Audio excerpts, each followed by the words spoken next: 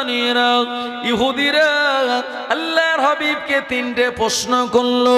নবীজির কাছে ওহী আসা বন্ধ, জিবরাইল আমিন আসেন না, নবী আমার জবাব দিতে পারেন না। এভাবে 15 দিন কেটে গেল। 15 দিন পর প্রিয় নবী দরবারে জিবরাইল আলাইহিস সালাম চলে আসলেন। আসসালাতু ওয়াসসালামু আলাইকা ইয়া রাসূলুল্লাহ, আসসালাতু ওয়াসসালামু আলাইকা ইয়া হাবিবাল্লাহ। আল্লাহর নবী সালামের জবাব দিয়ে বললেন, আখি জিবরাইল, আমি কি তোমার সঙ্গে কোনো বেয়াদবি করে ফেললাম? তুমি আমার কাছে সারা দিনে 2 বার 4 বার করে আসতে, অথচ 15 দিন হয়ে গেল আমার কাছে তুমি কেন আসো না? ইয়া রাসূলুল্লাহ, হে ইয়া হাবিবাল্লাহ, ইহুদিরা যেদিন আপনায় জিজ্ঞাসা করেছিল 3টে প্রশ্ন, আপনি বলেছিলেন আগামীকাল তার জবাবটা দিয়ে দেব। ইয়া রাসূলুল্লাহ হাবিবাল্লাহ, আপনার জবানে ইনশাআল্লাহ বলা হয় নাই, এ কারণে আমার আল্লাহ 15 দিন আসতে আমায় মানা করে দিয়েছিলেন। প্রিয় নবী শোনার পর আল্লাহর হাবিবের চোখ দিয়ে পানি গড়িয়ে যায়। জিবরাইল আলাইহিস সালাম নবীকে সান্ত্বনা দিয়ে বললেন, ইয়া রাসূলুল্লাহ হাবিবাল্লাহ, হুজুর আপনি বেগুনা মাসুম, এটা আপনার কোনো ভুল নয়, এটা আপনার কোনো খাতা নয়। আমার আল্লাহ আপনার উম্মতের শিক্ষা দেওয়ার জন্য বলে দিয়েছেন, ভবিষ্যতে ফিউচারে কোনো কাজ করার আগে তারা যেন জবানে ইনশাআল্লাহ বলে না। যে কাজটা কঠিন ইনশাআল্লাহ বলে নিলে পরে আমার আল্লাহ ওই কাজটাকে সহজ বানিয়ে দেন। জোরে হবে না? তাই আজ থেকে নিয়ত করুন, আগামীতে ভবিষ্যতে যে কাজটার নিয়ত করবেন ওর সঙ্গে আপনি ইনশাআল্লাহ বলে নেবেন। ইনশাআল্লাহ মানে ইন মানে যদি, শা আল্লাহ আল্লাহ চায়, যদি মানে আল্লাহ যদি চায় তবেই আমার ছেলে বা মেয়েটা এবছর মাধ্যমিক পরীক্ষা দিচ্ছে, ভালো একটা স্কুলে 11-এ তাকে ভর্তি করাবো সায়েন্স নিয়ে। আমার এই ছেলেটা উচ্চ মাধ্যমিক দেবে, তাকে আমি জয়েন্ট পরীক্ষায় বসাবো যাতে ডাক্তারিতে চান্স পায় ইনশাআল্লাহ। আগামী বছর আমি উমরাতে যাব, ওই আগামীর সঙ্গে সব কাজে আপনি ইনশাআল্লাহ বলে নেবেন। এটা মুমিনের আলামত। আল্লাহ দেখবেন আপনার এই কাজটাকে সহজ বানিয়ে দেবেন। সুলাইমান নবী উনি 100 মুজাহিদ চাইলেন যে আমি এই যুদ্ধ করার জন্য 100 আমার বীর মুজাহিদ দরকার। সুলাইমান নবী ডাক দিলেন, কিন্তু কেউ তানার পাশে আসলো না। সুলাইমান নবী রেগে গিয়ে বললেন, আমি 100টা বিয়ে করব আর 100 জন স্ত্রীর কাছে যাব, আল্লাহ 100 পুত্র সন্তান দেবে, তাদেরকে আমি মর্তে মুজাহিদ বানাবো। এখন সুলাইমান নবী তানার কথা অনুযায়ী 100 বিবাহ করলেন, 100 জন বিবির কাছে গেলেন, কিন্তু সন্তান হলো মাত্র একটা, তাও আবার খোঁড়া। আমার আল্লাহকে বললেন, ও রব্বুল আলামিন আল্লাহ, আমি নবী সুলাইমান, আল্লাহ আপনি আমায় এত রাজত্ব দিয়েছেন, আমি তক্তার উপরে বসলে হাওয়া আমাকে আপনার নির্দেশ এক জায়গা থেকে আরেক জায়গায় নিয়ে চলে যায়। আমি জিনেদের বাদশাহ আল্লাহ, আমি পশু পাখিদের কথা বুঝতে পারি, এমনকি পিপিলিকার কথা বোঝার ক্ষমতা আল্লাহ আপনি আমায় দিয়েছেন। ও রব্বুল আলামিন আল্লাহ, আপনি আমার এমন ভালো এই নিয়াতকে কেন কবুল করলেন না? আমার আল্লাহ পাক শুনিয়ে দিলেন, সুলাইমান নিয়ত ঠিক ছিল, কিন্তু নিয়তের সঙ্গে আমার আল্লাহকে সাথে নেওয়া হয় নাই, ইনশাআল্লাহ বলা হয় নাই। ও নবী সুলাইমান, তুমি যদি ইনশাআল্লাহ বলতে আমি তোমার নিয়াতটাকে কবুল করে নিতাম। নবীরা যদি ছাড় না পায়, আর আমরা তো আম মানুষ ভাই, গুনাহগার, আমরা কি ছাড় পাবো? তাই এটা আমাদের ব্রেনে রাখতে হবে, আগামীর সঙ্গে ইনশাআল্লাহ বলে নেবেন। যদি দেখেন আপনার সামনে কোনো বেধর্মী আছে, কোনো অন্য গায়ের কম হিন্দু লোক আছে, আপনি ওখানে ইনশাআল্লাহ বললে তারা এটাকে ঠাট্টা বিদ্রুপ করবে, বা তারা বলবে যে আরে তুমি কি বললে এটা, তো আপনি জোরে জোরে না বললেও মনে মনে বলে নিন, ঠিক আছে আমি কালকে আসবো ইনশাআল্লাহ, আস্তে আস্তে বলে নিন, কারণ আল্লাহ তো জানে আপনি কি নিয়ত করেছেন। আমার ভাইজানেরা, ও সোনামণিকেরা, প্রিয় নবীর কাছে জিবরাইল আলাইহিস সালাম এসে বললেন, ইয়াসআলুনাকা আনির রূহ, ও নবী আপনি রূহ সম্পর্কে জিজ্ঞাসিত হয়েছেন। আমার আল্লাহ পাক শুনিয়ে দিয়েছেন রূহের ব্যাপারে জবাব দিয়ে, কুলির রূহ মিন আমরি রব্বি, রূহটা হলো আমার আল্লাহর হুকুম ছাড়া অন্য কিছু নয়। নবী আমার ইহুদিদের যখন শুনিয়ে দিল, ইহুদিরা বলল, ও মুহাম্মদ ইবনে আব্দুল্লাহ, এ রূহটা যে আল্লাহর হুকুম, এই ব্যাপারটা তো আমরা ক্লিয়ার বুঝতে পারলাম না। আমার আল্লাহ আবার আয়াত দিয়ে বললেন, ওদেরকে বলে দিন, ওমা উতিতুম মিনাল ইলমি ইল্লা কলিলা, আমি আল্লাহ যে জ্ঞান দিয়েছে তাদের ভিতরে এই জ্ঞান হলো অতি সামান্য। এই অল্প জ্ঞান নিয়ে রূহ সম্পর্কে তারা যদি জানতে চায়, এটা মোটেই তারা বুঝতে পারবে না। জ্ঞান আল্লাহ আমাদের কতটা দিয়েছে, আমার আল্লাহর জ্ঞানের কোনো সীমারেখা নাই।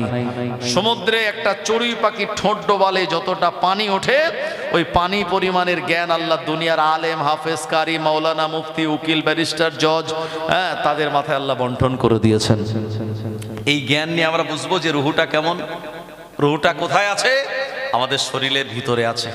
আমার ভাইজানেরা, আমি কথা বলছি, দেখছি, বলছি, শুনছি, আমার ভিতরে আপনার ভিতরে রুহু আছে, তাই রুহুটা যেই বেরিয়ে যাবে আমরা লাশ হয়ে যাব, আমাকে তখন সেবগাতুল্লাহ বলে আর কেউ ডাকবে না। কথা ঠিক কিনা ভাই? তো রুহুটা যখন চলে যায়, আপনার আব্বা মা ইন্তেকাল হয়েছে আপনার সামনে, আপনি বসেছিলেন পাশে, আপনি কি দেখেছেন যে রুহুটা কেমন দেখতে, লাল, নীল না হলুদ, না কেমন কালার চলে গেল কিভাবে? আসলে এই রুহের জ্ঞান এটি আল্লাহর আছে, আমাদের কাউকে আল্লাহ দেয়নি। আমার ভাইজানেরা, ও নবীর উম্মতেরা, প্রিয় নবী কি ইহুদিরা বললাম। আমাদের দ্বিতীয় নম্বর প্রশ্ন হলো, বাদশা যুলকারনাইন সম্পর্কে আপনি বলুন। এ সময় প্রিয় নবী সাল্লাল্লাহু আলাইহি ওয়াসাল্লাম বললেন, এ বাদশা যুলকারনাইনকে আমার আল্লাহ এ দুনিয়ার পূর্ব পশ্চিমের রাজত্ব দিয়েছিল। শুধু তাই নয়, বাদশা যুলকারনাইনকে দিয়ে আমার আল্লাহ ইয়াজুজ আর মাজুজ নামক এক হিংস্র সম্প্রদায়কে এই মাটির তলায় তানাদেরকে ভালো করে গাঁট করে দিয়েছে। এ বাদশা যুলকারনাইন ইয়াজুজ আর মাজুজ নামক হিংস্র এক সম্প্রদায়কে লোহা গলিয়ে তাদের ভালোভাবে ঘিরে রেখে দিয়েছে, দুনিয়াতে তারা সহজে যেন বার হতে না পারে। কোরআন মাজিদে আমার আল্লাহ সূরা কাহাফের ভিতরে শুনিয়েছেন, ইন্নাল ইয়াজুজা ওয়াল মাজুজা মুফসিদুনা ফিল আরদি, নিশ্চয় ইয়াজুজ আর মাজুজ এ দুনিয়ার জমিনে বার হয়ে ফিতনা ফাসাদ তৈরি করবে। নাম শুনেছেন ইয়াজুজ আর মাজুজের? এরা মারাত্মক ভয়ঙ্কর এক জাতি, এদের গায়ে বিরাট শক্তি, দেখতে খুব কালো, এদের বড় বড় দাঁত আছে, এরা হিংস্র, এরা মাংসাশী, এরা মানুষকে হত্যা করে মানুষের গোশত খাবে, প্রাণীদের হত্যা করে প্রাণীর গোশত খাবে। এরা সংখ্যায় এত বেশি হবে, নবীজি বলেছেন এরা যখন বার হবে যে এলাকা দিয়ে যাবে, এই এলাকার নদী নালার পানি কিচ্ছু থাকবে না, এরা সব খেয়ে শেষ করে ফেলবে। বাপরে বাপ, নদীর পানি খেয়ে শেষ করে ফেলবে, যাতাই ব্যাপার নয়। আর তাদের সংখ্যা এত মারাত্মক আকারে হবে, আমার ভাইজানেরা, বিলবিল করে পিঁপড়ের মতো তারা বেরিয়ে যাবে, এত মারাত্মক সংখ্যা। নবীজি বলেছেন এ দুনিয়ার এক বিগত জায়গা খালি থাকবে না, যে জায়গায় ইয়াজুজ আর মাজুজ তাদের পদচারণা পড়বে না। ও নবীর উম্মত উম্মাদানিরা, ইয়াজুজ আর মাজুজ সম্প্রদায়কে এ বাদশা যুলকারনাইন আপনার চারিদিকে একটা জায়গা খুঁড়ে দিয়ে ওই জায়গায় গলিত লোহা আর সীসা ঢেলে দিয়ে তাদেরকে আবদ্ধ করে রেখে দিয়েছে। এরা প্রতিদিন ওই লোহার চাদরটা তারা তাদের ধারালো জিহবা দিয়ে চাটতে থাকে। সকাল থেকে তারা কাজে লাগে, সন্ধ্যাবেলা পর্যন্ত চাটতে চাটতে লোহার চাদরটা মোটা থেকে পাতলা হয়ে যায়। এরাও ক্লান্ত অবসন্ন হয়ে পড়ে। এরা ফিরে গিয়ে বলে আগামীকাল বার হব, আর লোহার চাদরটা চাটতে চাটতে আমরা ভেঙে ফেলবো। প্রিয় নবী বলেন এরা যখন আপন জায়গায় বিশ্রামে চলে যায়, আমার আল্লাহ লোহার পাতলা চাদরটাকে আগের দিনের মতো আবার ওই রকম মোটা বানিয়ে দেয়। ও জনেরা, যুবকেরা, এমন কাজ চলতেই থাকে অদূর ভবিষ্যতে কিয়ামতের আগে। এরা সারাদিন ব্যাপী লোহার চাদরটা চাটতে চাটতে যেদিন পাতলা করে ফেলবে, ওরা বলবে আগামীকাল সকালবেলা ইনশাআল্লাহ আমরা এটা ভেঙে ফেলবো। যেই ওরা জাবানে ইনশাআল্লাহ বলবে, আমার আল্লাহ লোহার পাতলা হয়ে যাওয়া চাদরটার মোটা করে দেবেন না, ওই রকম পাতলাই থাকবে। পরের দিন সকালবেলা তাদের ধারালো জিহবা দিয়ে চাটার সঙ্গে সঙ্গে এটা ভেঙে যাবে এবং গোটা দুনিয়ার জমিনে তারা বেরিয়ে পড়বে। ও নবীর উম্মতেরা, এই দুনিয়াতে ইয়াজুজ আর মাজুজের যখন আবির্ভাব হবে, ঈসা আলাইহিস সালাম এই দুনিয়াতে তখন তিনি অবস্থান করবেন ইয়াজুজ আর মাজুজের হিংস্রতায়। ইয়াজুজ আর মাজুজের আমার মেয়েরা তাদের মারামারি কাটাকাটি হানাহানিতে গোটা দুনিয়াটা অশান্ত হয়ে পড়বে।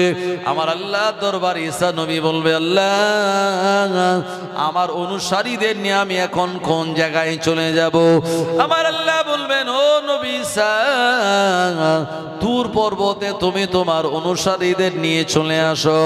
এ সময় ঈসা আলাইহিস সালাম আল্লাহর ইমানদার মুমিন বান্দাদের নিয়ে তুর পর্বতে চলে যাবেন, এখানে অবস্থান করবেন, নিজেদের খাদ্য তারা খেতে লাগবেন। এক সময় নিজেদের খাদ্য শেষ হয়ে যাবে, গাছের কচি পাতাগুলি খাবেন। একটা সময় পর গাছের কচি পাতাও শেষ হয়ে যাবে, এ সময় গাছের পাকা পাতা তারা খেতে থাকবে। ও নবীর উম্মতেরা, তারা দুর্বল হয়ে যাবে। ঈসা নবীর কাছে বলবে, আমাদের তো আর খাবার নাই, আমার আল্লাহর কাছে একটু দোয়া করুন, আমরা যেন দুনিয়াতে নেমে যেতে পারি। ঈসা নবী আল্লাহর কাছে দোয়া করে বলবেন, আল্লাহ ইয়াজুজ আর মাজুজ সম্প্রদায় গোটা দুনিয়ার জমিনে, ও রব্বুল আলামিন আল্লাহ এরা দুনিয়াতে থাকলে আমরা কেমন করে নামবো? আল্লাহ পাক ওদের থেকে আপনি আমাদের পরিত্রাণ দিন। ঈসা নবী তিনি হলেন মুস্তাজাবুদ দাওয়াত, যখনই হাত তুলবেন আমার আল্লাহ দোয়া কবুল করে নেবেন। এনার দোয়ার বরকতে ইয়াজুজ আর মাজুজ সম্প্রদায়কে দুনিয়া জমিন থেকে বিদায় করিয়ে দেওয়ার জন্য আমার আল্লাহ আসমান থেকে এক ধরনের ছোট ছোট কীট পোকা পাঠিয়ে দেবে। ওই কীট পোকাগুলি ইয়াজুজ আর মাজুজের এই ঘাড়ের ওপর এসে পড়বে। নবীজি বললেন, ইয়াজুজ আর মাজুজের এই ঘাড়ের ওপরে ওই আসমান থেকে আগত ওই কীটটা পড়বে। ওই কীট তাদের এমন কামড়াবে ওরা বুঝতে পারবে না, কিন্তু এর প্রতিক্রিয়া এতটা ভয়াবহ, এতটা বিষাক্ত, এখান থেকে তাদের ওই ফুসকুড়ি হবে, সেখান থেকে ঘা হবে, সেখান থেকে মারাত্মক একটা ঘা আকার ধারণ করবে। ভাই দেখবেন মাঝে মাঝে এক কুকুর আর এক কুকুরের ঘাড়ে কামড়ে দেয়, আর কুকুর যদি তার এই ঘা চাটতে না পারে তো ওটা সহজে ভালো হয় না। আর এই ঘাড়ের ঘায়ে অনেক কুকুর কিন্তু শেষ পর্যন্ত মারা যায়। আর ইয়াজুজ আর মাজুজ এদের এই ঘাড়েতে এই পোকা এসে আক্রমণ করবে, এমন মারাত্মক তাদের ঘা হবে, তার জ্বালা যন্ত্রণা তারা সহ্য করতে পারবে না, ওরা আস্তে আস্তে এবারে মরে যাওয়া শুরু হবে। আমার ভাইজানেরা, ও নবীর উম্মতেরা, ইয়াজুজ আর মাজুজ সম্প্রদায় এরা দুনিয়ার জমিনে এক এক করে তারা মারা যাওয়া শুরু হয়ে যাবে। এরা একে অপরের ভিতরে বিরাট হিংস্রতা দেখাবে। ও আমার ভাইজানেরা, ওদের ভিতরে মানসিকতা জন্মাবে। এর জন্য আমার এমন শরীর খারাপ, আর একজন ভাববে তার জন্য আমার এমন অসুস্থতা। এরা নিজেদের ভিতরে ভুল বোঝাবুঝি করে, ওদের ভিতরে দাঙ্গা হাঙ্গামা মারপিট আরো বেশি পরিমাণে বেড়ে যাবে। ও আমার ভাইজানেরা, এই প্রচন্ড জ্বালা যন্ত্রণা ওদের দ্বন্দ্ব মারপিটের কারণে গোটা দুনিয়া জমিনে ইয়াজুজ আর মাজুজ সম্প্রদায় এরা মারা যাবে। গোটা দুনিয়ায় তাদের মরদেহ পড়ে থাকবে। ঈসা নবী আল্লাহকে বলবেন, আল্লাহ দুনিয়াতে আমি নামবো তুর পর্বত থেকে, কিন্তু এক বিগত জায়গা ফাঁকা নাই, যে জায়গাতে আমি পা দেব সব জায়গায় ইয়াজুজ আর মাজুজের মরা দেহ। ও নবীর উম্মত উম্মাদানিরা, ঈসা নবী বলবেন, আল্লাহ দুনিয়াটা ইমানদারের জন্য বসবাসের উপযোগী বানিয়ে দিন। আমার আল্লাহ তাআলা দোয়া কবুল করে নিয়ে আসমান থেকে উট পাখির মতো লম্বা লম্বা ঘাড় বিশিষ্ট গলা বিশিষ্ট এক ধরনের পাখি পাঠিয়ে দেবেন। ওই পাখিগুলি ঠোঁটে করে নিয়ে ইয়াজুজ মাজুজের মরদেহ নাহাবিল নামক একটা গর্তে ফেলে দেবে। ও নবীর উম্মত উম্মাদানিরা, এরপরেও ইয়াজুজ মাজুজের শরীর থেকে নির্গত হওয়া রক্তপুঞ্জ জমিনে লেগে থাকবে, দুর্গন্ধ বার হবে। ঈসা নবী বলবেন, আল্লাহ এ জমিনটা আপনি পরিষ্কার করে দিন। আমার আল্লাহ পাকের দরবার থেকে আমার হুকুম হয়ে যাবে, এ সময় মেঘ থেকে পানি নামবে। এই পানিটা যাতাই পানি নয়, প্রথম পানি হবে আমার ভাইজানের এত বিরাট ব্যাপক পরিমাণ, যে পানির কারণে ইয়াজুজ মাজুজের রক্ত আর পোঁজ লেগে থাকা জমিনটা ধুয়ে যাবে। আমার আল্লাহ দ্বিতীয়বার পানি দেবেন, আর ওই পানিতে গোটা দুনিয়ার জমিনটা উর্বর হয়ে যাবে। ঈসা নবী তুর পর্বত থেকে তানাদের ইমানদার সাথী সঙ্গীদেরকে নিয়ে নামবেন। খাওয়ার জন্য তো কিছুই নাই। ঈসা নবী বলবেন, আল্লাহ আপনি তো রিজকের মালিক। আমার আল্লাহ শুনিয়েছেন, ওমা মিন দাব্বাতিন ফিল আরদি ইল্লা আলাল্লাহি রিজকুহা। এ দুনিয়ার জমিনে এমন কোন প্রাণী নাই যার রিজকের দায়িত্ব আমার আল্লাহ নেন নাই। ও নবীর উম্মত উম্মাদানিরা, আমার আল্লাহ জমিনকে হুকুম দেবেন, জমিন তার ফসলাদি বার করে দেবে। ও আমার ভাইজানেরা, প্রিয় নবী বললেন, ঈসা আলাইহিস সালামের ওই জামানায় আমার আল্লাহ জমিন থেকে ডালিম গাছ দেবেন, আর এই ডালিম গাছে এত বিরাট বড় ডালিম হবে, একটা ডালিমের রস একটা পুরো কওমের মানুষ খেয়ে পরিতৃপ্ত হয়ে যাবে। একটা কওম মানে একটা সম্প্রদায় কম বেশি অনেক লোক, 250, 300, 500 লোক থাকতে পারে। একটা ডালিমের রস, ডালিমের এই লিকুইড রস সবাই খেয়ে পরিতৃপ্ত হয়ে যাবে। নবীজি বলেছেন, এই ডালিমের যে খোসা হবে, ওই খোসা দিয়ে তারা ছাউনি করে ঘর বানাবে। সুবহানাল্লাহ বলেন। এখনকার ডালিম কত? 250 গ্রাম, 300 গ্রাম, খুব বড় ডালিম হলে 500 গ্রাম। আর ওই জামানায় আল্লাহ এক একটা এই ডালিম দেবেন, এই ডালিমগুলির খোসা দিয়ে তারা ঘরে ছাউনি বানাবে।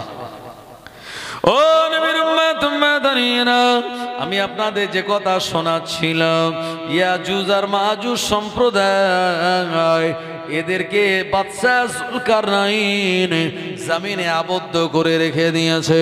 প্রিয় নবী ওই ইহুদিদের দ্বিতীয় নম্বর প্রশ্নের জবাব দিলেন।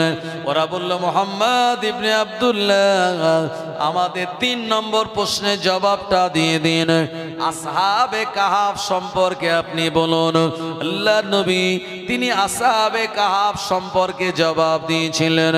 কোরআন মাজিদে সূরা কাহাফ আমার আল্লাহ নাজিল করে দিয়েছিলেন। আমি আপনাদের বলবো, তার আগে নবীজির শানে মহব্বত একটু দরুদ শরীফ আল্লাহুম্মা সাল্লি আলা সাইয়্যিদিনা ওয়া আলা আলি সাইয়্যিদিনা।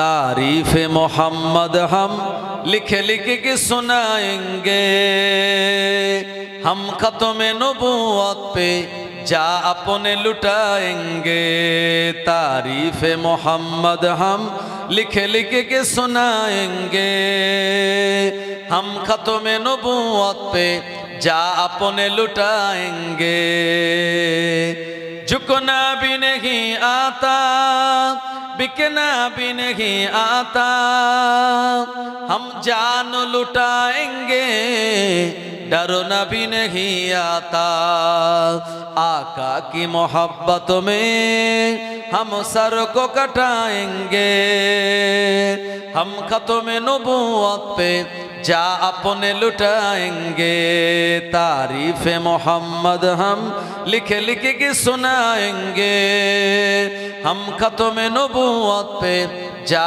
अपने लुटाएंगे दोहराएंगे हम फिर से तारीफ अमामा की इश्क नबी है क्या बतलाएंगे दुनिया को जज्बाए ईमानी हम दुनिया को दिखाएंगे हम खत्म नबूवत पे जा अपने लुटाएंगे ओ मेरे नबी पक है जो दिल में बसे मेरे दिल चीर के दिखा देंगे नाम नबी का है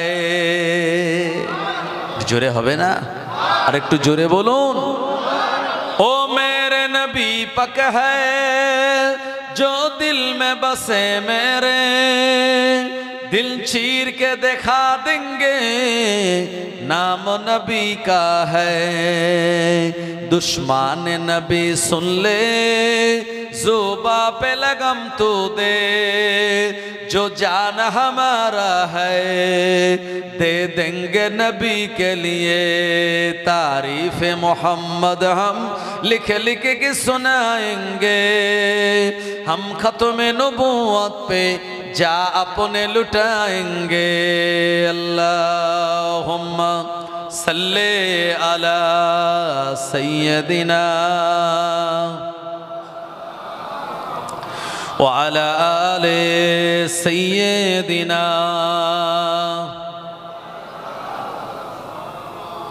আমার ভাইজানেরা প্রিয় নবী বলেছিলেন আসহাবে কাহাফ সম্পর্কে যেটি কোরআন মাজিদে আল্লাহ শুনিয়েছেন এই আসহাবে কাহাফ হলো 7 জন এমন যুবক কজন 7 জন এমন যুবক যারা ছিল ঈসা আলাইহিস সালামের উম্মত যাদের কালেমা ছিল লা ইলাহা ইল্লাল্লাহ ঈসা রূহুল্লাহ ঈসা নবীকে আমার আল্লাহ আসমানে তুলে নেওয়ার পর ঈসা নবী চলে যাওয়ার পর ও জামানে একজন বাদশার আবির্ভাব হয়েছিল এ বাদশা হলো অত্যাচারী এ বাদশার নাম হলো দাখিয়ানুস তাফসীরের কিতাবের ভিতরে মুসান্নিফ রাহমাতুল্লাহ আলাইহি বললেন এ বাদশার নাম হলো দাখিয়ানুস চারিদিকে এলাহান করে বলল আমি হলাম এই এলাকার বাদশা আমার দেশে আমার রাজত্বে থাকতে গেলে আমায় খোদা বলে মানতে হবে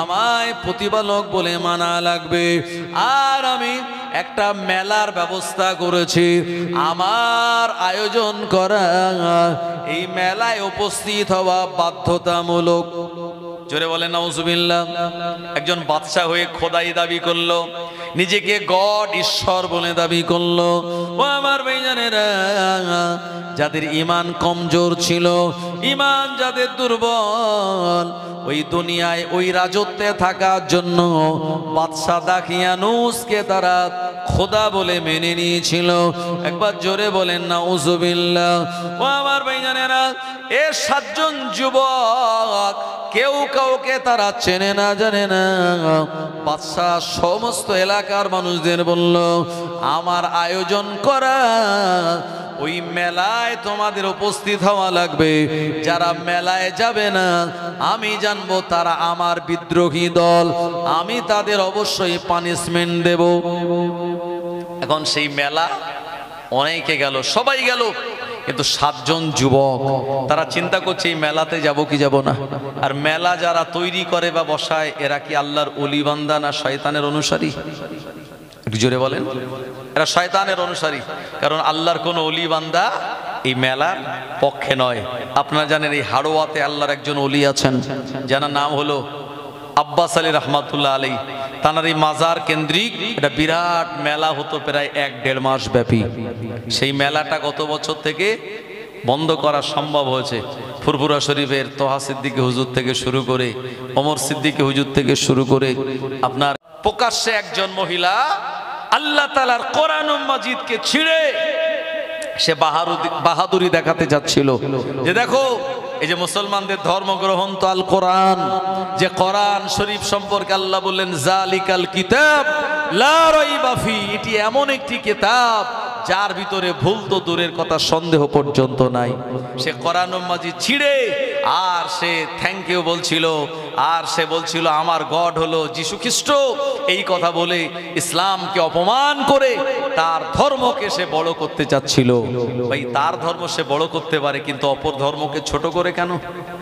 আমার ভাইজানেরা, এই কোরআন মাজিদের যে তাসির সঙ্গে সঙ্গে আপনারা দেখেছিলেন ভিডিওতে ভাইরাল হয়েছিল, ওই মঞ্চে ওই মহিলাটা কোরআন মাজিদ ছেঁড়ার পর আর তার হাত পা অবাস হয়ে যাওয়া শুরু করলো, দম করে এই স্টেজের উপরে পড়ে গিয়ে সঙ্গে সঙ্গে মারা গেল।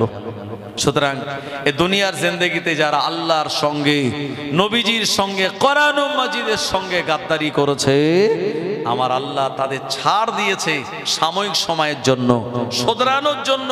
যদি তারা শুধরে গিয়েছে আল্লাহ ক্ষমা করে দিয়েছে, আর যদি তারা না শুধরেছে আমার আল্লাহ তাদের এমন ধরা ধরেছে ভাই এই দুনিয়া থেকে পালিয়ে যাওয়ার কোনো জায়গা নেই। মুসলমান ভাইরা আমার, ও নবীর উম্মত উম্মাতানিনা, আসহাবে কাহাফ, আমার আল্লাহ এমন 7 জন ব্যক্তির নাম কোরআন মাজিদে সূরা কাহাফের ভিতরে নাজিল করেছেন। প্রিয় নবীর কাছে ইহুদির এসে বলেছিল, ও মুহাম্মদ ইবনে আব্দুল্লাহ, আমাদের 3টে প্রশ্ন আপনার কাছে। 1 নম্বর প্রশ্ন হলো রূহ সম্পর্কে আপনি বলুন। আমাদের 2 নম্বর প্রশ্ন হলো বাদশা যুলকারনাইন সম্পর্কে আপনি আমাদের বলুন। আর আমাদের 3 নম্বর প্রশ্ন হলো আসহাবে কাহাফ সম্পর্কে আপনি আমাদের বলুন। আল্লাহর নবী বলেছিলেন, এ মদিনার ইহুদিরা, আমি তোমাদের এই জবাবটা এখন দেব না, আগামীকাল তোমাদের জবাব দিয়ে দেব। ইহুদি গণেরা এরা যে যার মতো চলে গেল। পরের দিন আসলো, কিন্তু প্রিয় নবীর কাছে জিবরাইল আলাইহিস সালাম ওহী নিয়ে আসেন নাই। আল্লাহর নবী অপেক্ষা করেন যে জিবরাইল আমিন আমার কাছে 1বার 2বার নয়, নবীজির জীবন জিন্দেগিতে 24,000 বার এসেছিল যে জিবরাইল আমিন নবীজির কাছে কোনোদিন 4 বার 5 বার 7 বার আসলো। অথচ দিন যায় রাত আসে, রাত যায় দিন আসে, 1 সপ্তাহ 10 দিন 15 দিন পেরিয়ে গেল, প্রিয় নবী দরবারে জিবরাইল আমিন আসেন না। ইহুদিরা বলল, মোহাম্মদ, আরে আমরা যে 3টে প্রশ্ন করলাম এ জবাব কবে দেবে? নবীজি জীবনে কোনোদিন মন গড়া কোনো কথা বলতেন না। ভাই এখন আমি আপনাদের এলাকায় ধরুন ওয়াজ নসিহত করতে এসেছি, এখন আপনি যদি আমার একটা প্রশ্ন করেন কোনো মসলার ব্যাপারে, আর আমি যদি তা বলতে না পারি, তো আপনারা ভাববেন যে হুজুর খুব একটা বেশি জ্ঞানী নয়। হ্যাঁ, তো আমি দেখা যাবে আমার মান সম্মান বাঁচানোর জন্য হয়তো নিজের মন গড়া একটা মসলা বলে দিলাম, আদেও এটা শরীয়ত সমর্থিত নয়। এই ভুল ভাল মসলা শুনে যারা আমাল করবে, এই গোনাটা সর্বপ্রথম কার আমল নামায় যাবে? আমার আমল নামায়, যে ভুল বলে দিয়েছে। এজন্য বসিরাট আল্লামা হুজুর তিনি মোতালা ছাড়া কোনো কথা বলতেন না। ফুরফুরা শরীফ মাদ্রাসাতে যেসব বড় বড় ওস্তাদ ছিলেন, আমার ভাইজানেরা, নেয়ামত হুজুর আপনারা জানেন, পীর আল্লামা হুজুরে হযরত নেয়ামত হুজুর যিনি বেলপাড়ার বাসিন্দা, আমার ভাইজানেরা, মোতালা ছাড়া তিনি কিতাব পড়তেন না।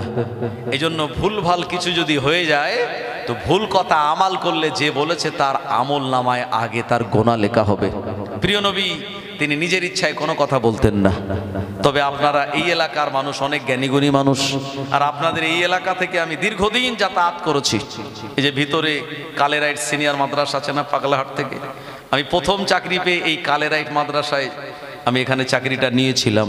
তারপরে 4 বছর এখানে সার্ভিস করার পর এখান থেকে, যেহেতু আমার বাড়ির থেকে আর কালেরাইট প্রায় 50 কিলোমিটার রাস্তা, পার ডে 100 কিলোমিটার বাইক চালাতাম আপ ডাউনে, তো বিরাট কষ্টকর। যাই হোক, তারপরে আবার ট্রান্সফারের ব্যবস্থা হয়ে গেল। আপাতত আমি হরিণকলা সিনিয়র মাদ্রাসাতে চলে গিয়েছি ভাইজান।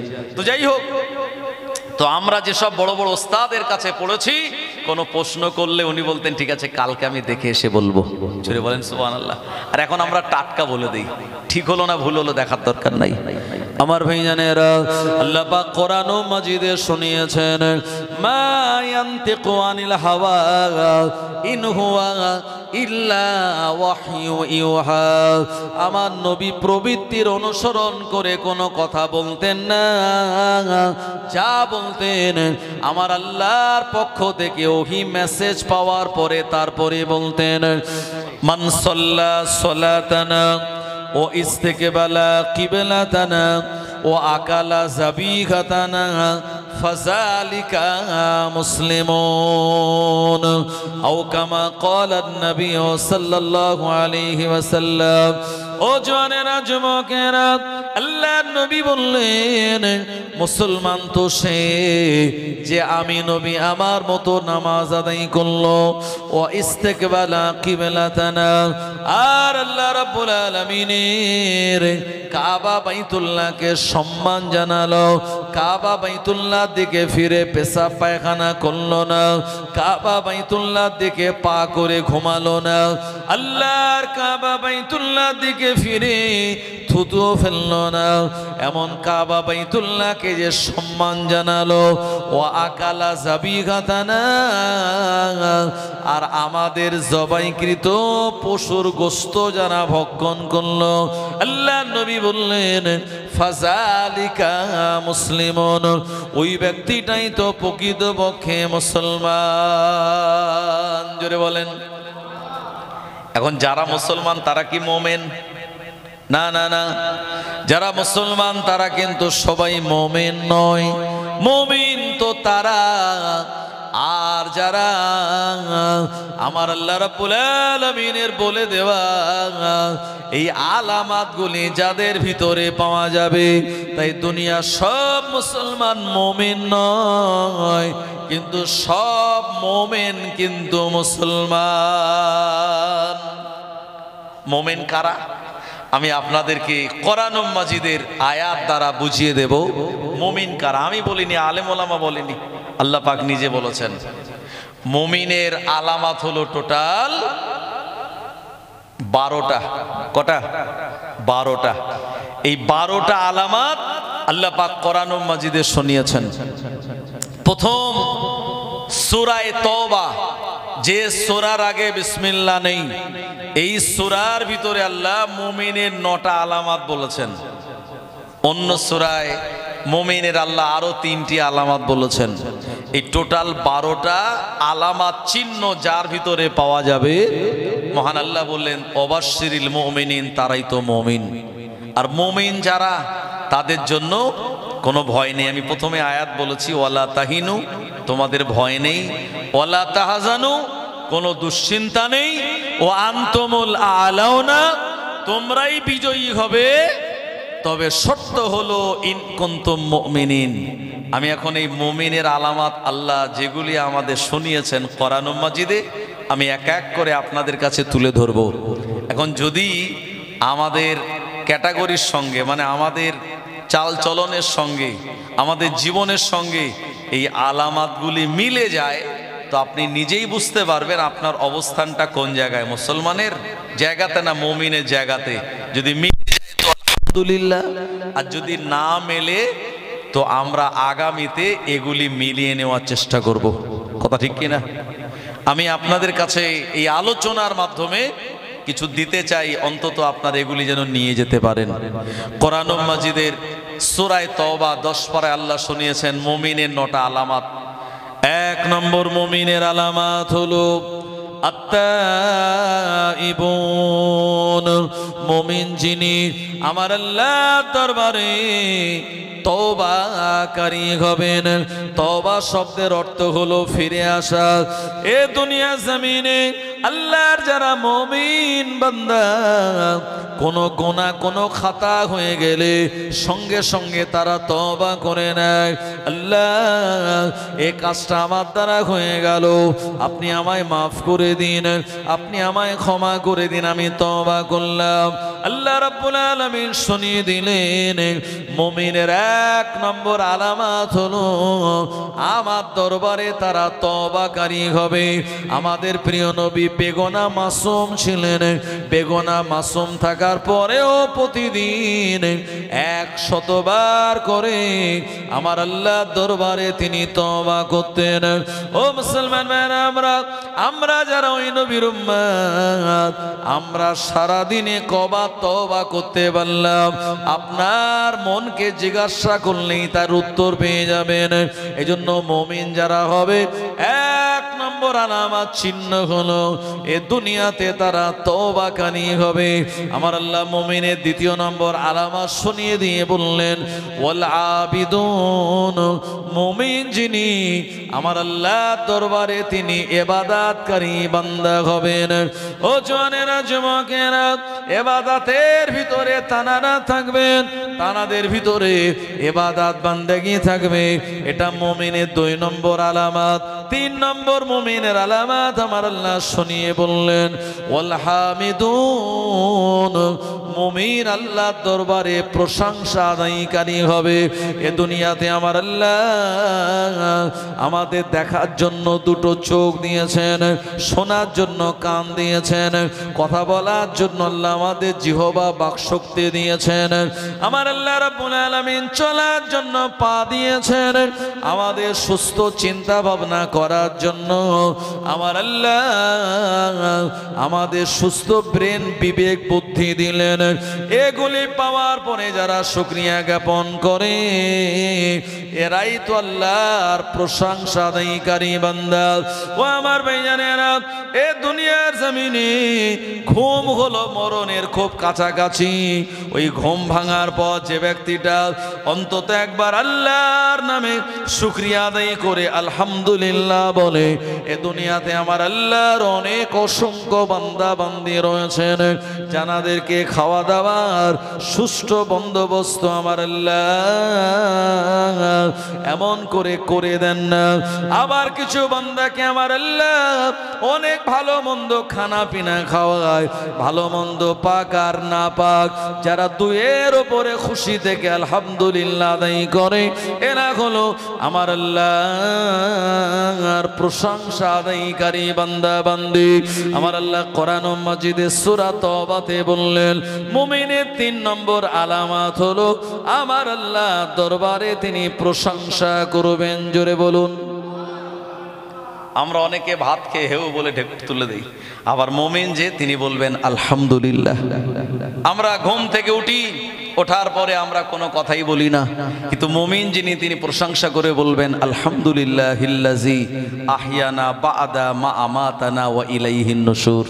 আমার ভাইজানেরা, এই দুনিয়ার জিন্দেগিতে মুমিন যখন এই মসজিদ থেকে বেরিয়ে যাবে তিনি বলবেন আল্লাহুম্মা ইন্নী আসআলুকা, আল্লাহুম্মা আসআলুকা মিন ফাদলিক।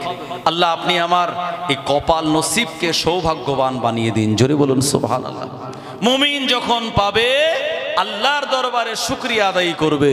নবীজি বললেন মুমিন যখন কারোর সঙ্গে মুসাফা করবে জবান বন্ধ রাখবে না, জবানে বলবে ইয়াগফিরুল্লাহু লানা ওয়া লাকুম। মুমিন তিনি যখন খাওয়া দাওয়া শেষ করবেন আলহামদুলিল্লাহ বলবেন। মুমিনের যখন হাঁচি হবে এ সময় তিনি জবানে বলে নেবেন আলহামদুলিল্লাহ, কারণ হাঁচি হয় আল্লাহ তাআলার পক্ষ থেকে।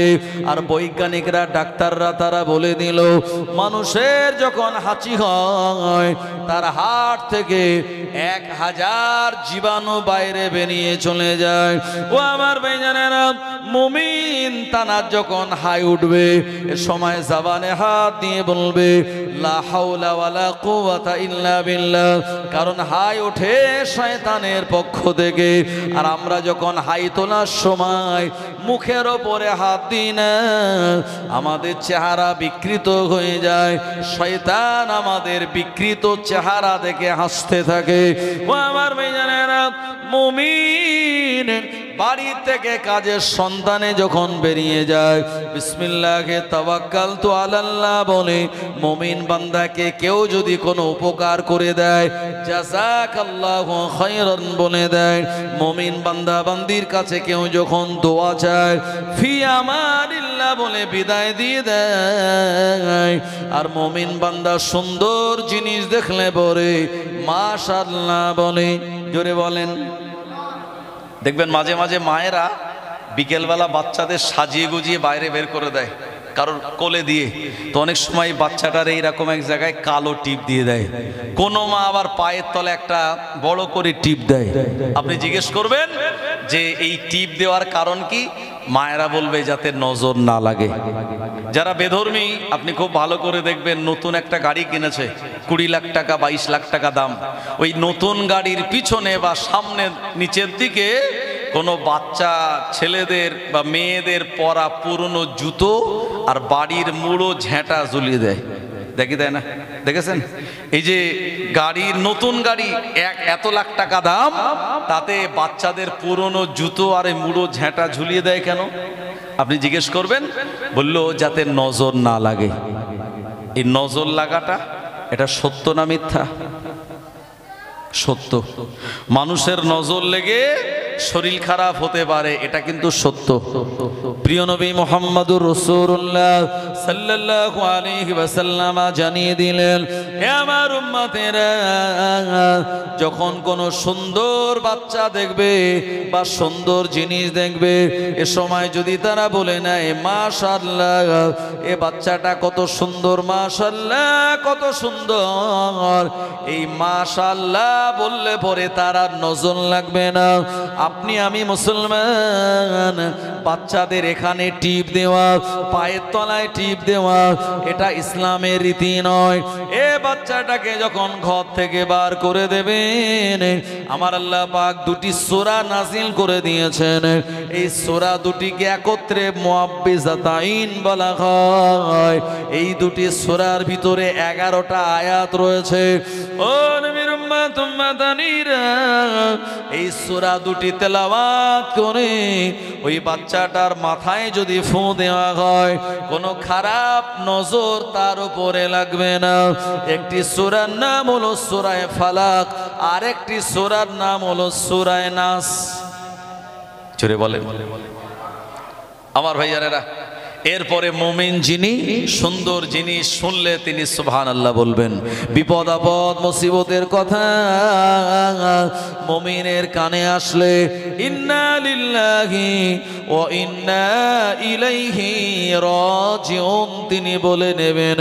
আর আগামী দিনে ভবিষ্যতে কোনো কাজ করার নিয়াত করলে ওই মুমিন বান্দা জবানে বলে নেবে ইনশাআল্লাহ। জোরে বলেন সুবহানাল্লাহ। ইনশাআল্লাহ আমি উমরাতে যাব আগামী বছর, ইনশাআল্লাহ আমি আগামী কাল এমন কাজ করব যে কাজের সঙ্গে ভবিষ্যতের পরিকল্পনা কোন কাজের সঙ্গে ইনশাআল্লাহ বলা হয়, আমার আল্লাহ ওই কাজটা তার জন্য সহজ বানিয়ে দেন। এজন্য আমার আল্লাহ কোরআন মাজিদে সূরা তাওবার ভিতরে শুনিয়ে দিলেন, মুমিন যিনি হবেন তারা 3 নম্বর আলামত হলো আমার আল্লাহর প্রশংসা আদায় করবেন। মুমিনের 4 নম্বর আলামত হলো আস-সাইহুন, মুমিন আল্লাহর দরবারে রোজা আদায়কারী বান্দা হবে। আগামী কাল হলো শবে বারাতের রাত, যে রাতটাকে আরবিতে নিসফুশ শাবান মিনাল লাইল বলা হয়, নিসফুল লাইল মিনাশ শাবান বলা হয়। ও আমার ভাইজানেরা, আমাদের কাছে 15 দিন পরে রোজা।